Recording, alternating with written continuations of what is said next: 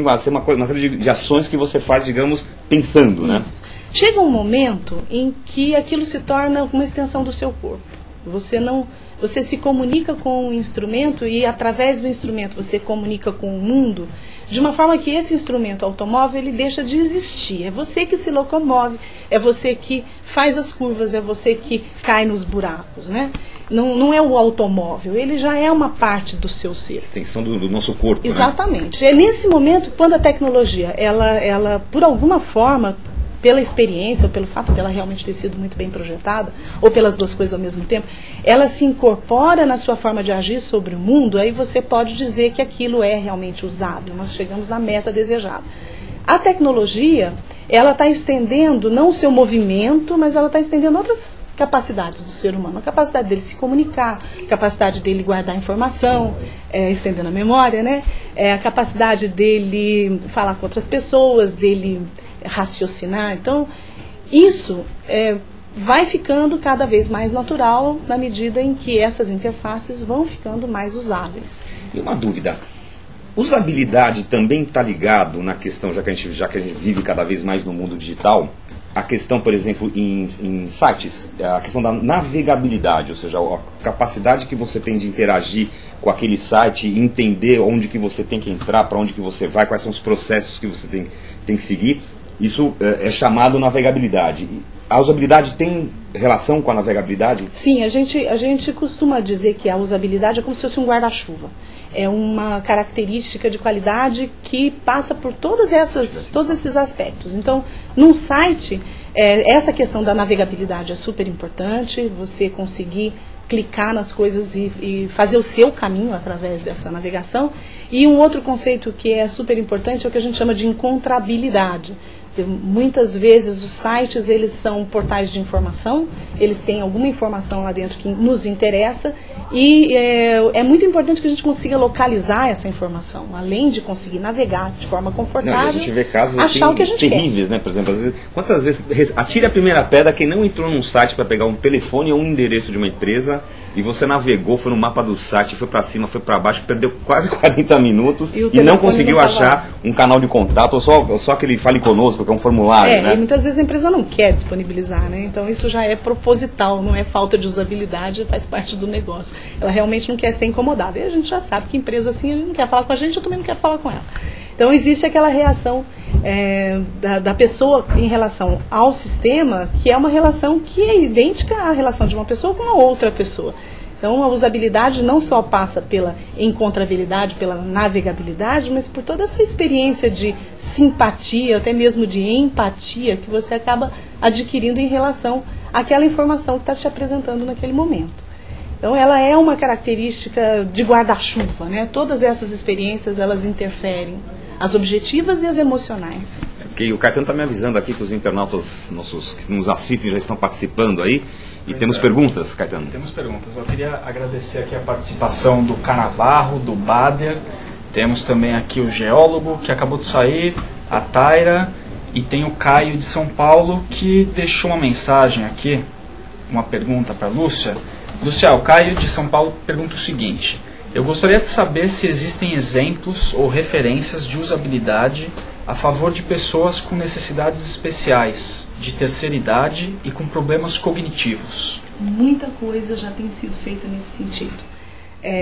A gente dá o nome de acessibilidade a essas características. Existem pontos de contato muito importantes entre o conceito de acessibilidade e o conceito de usabilidade.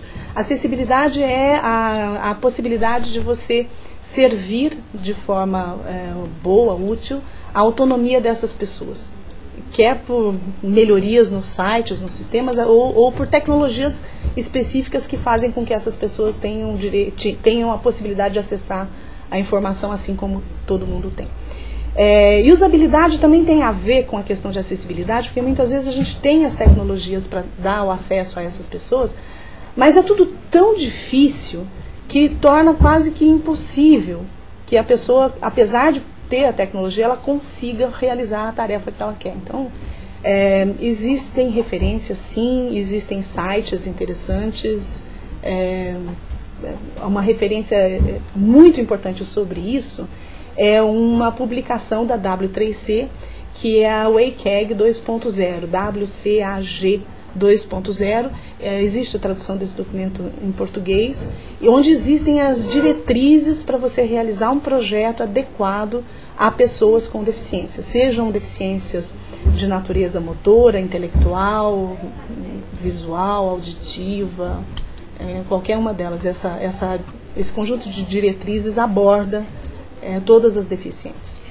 Agora, deixa eu fazer uma pergunta para você. As empresas, elas tratam essa questão da usabilidade de uma forma, digamos, sistematizada, vamos chamar assim, ou isso, na maioria das empresas isso é feito, porque é óbvio, a gente está criando uma coisa, a gente naturalmente, né, acho que é uma coisa interna, a gente pensa um pouco na usabilidade daquilo, mas uma coisa é você fazer isso pela sua prática, digamos, outra coisa é você fazer isso de uma maneira sistematizada com profissionais especializados. As empresas investem, elas têm esse tipo de cuidado? Olha, no desenvolvimento de produtos? Fora do Brasil isso já é comum, né? Aqui no Brasil a gente tem algumas gerações, a gente tem empresas que estão ainda vivendo uma geração bastante anterior, em que nem se toca nesse tema de usabilidade, nem se sabe o que é isso. Existe uma geração intermediária das pessoas que projetam alguma coisa e depois ficam com uma consciência pesada. E aí falam, puxa, mas será que a gente não pode fazer pelo menos uma avaliação de usabilidade antes da gente liberar esse produto para o público? Então acabam levando em conta, sim, mas ainda não de uma forma tão sistemática quanto seria desejável. E na ponta mais madura do processo, a gente tem empresas que estão se preocupando com a usabilidade desde o início da concepção. E aí elas desenvolvem o processo completo. Esse processo completo, ele envolve, assim, no primeiro momento, um estudo de usuário. Esse é chamado de pesquisa de usuário e corresponde a quase uma pesquisa de mercado, só que focada no comportamento das pessoas, focada na utilização, na qual a empresa vai procurar conhecer melhor esse público-alvo, vai conhecer as necessidades do público, quais são as limitações que eventualmente existam, quais são os desejos implícitos, e só depois disso é que ela realmente começa a fazer o projeto. Fora do Brasil, as empresas mais maduras, por exemplo, as que fazem dispositivos de alta tecnologia como aparelhos celulares, computadores, etc., elas já têm dentro delas verdadeiros laboratórios, que eu acho que são até mais do que um laboratório, a gente costuma chamar de observatório, porque é um observatório das tendências de mercado.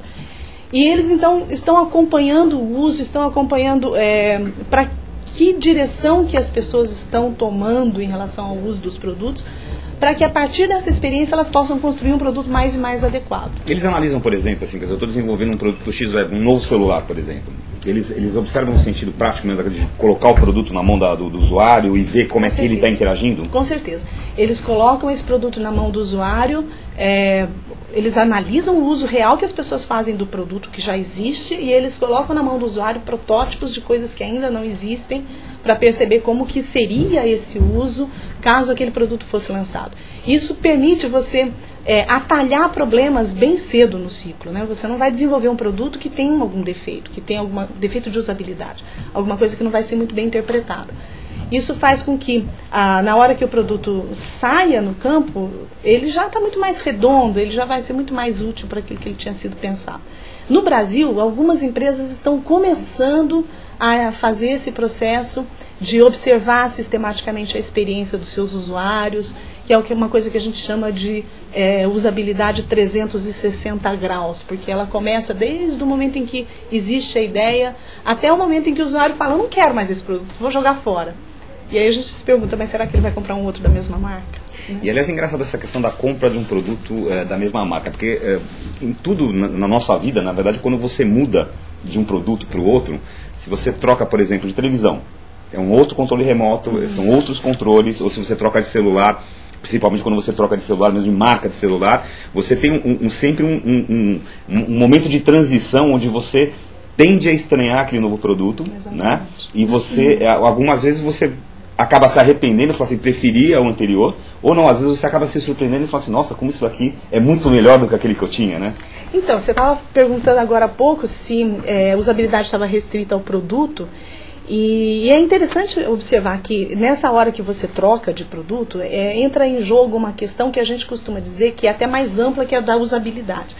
enquanto a gente fala usabilidade é algo que está inerente ao produto tecnológico, a gente chama de experiência de usuário.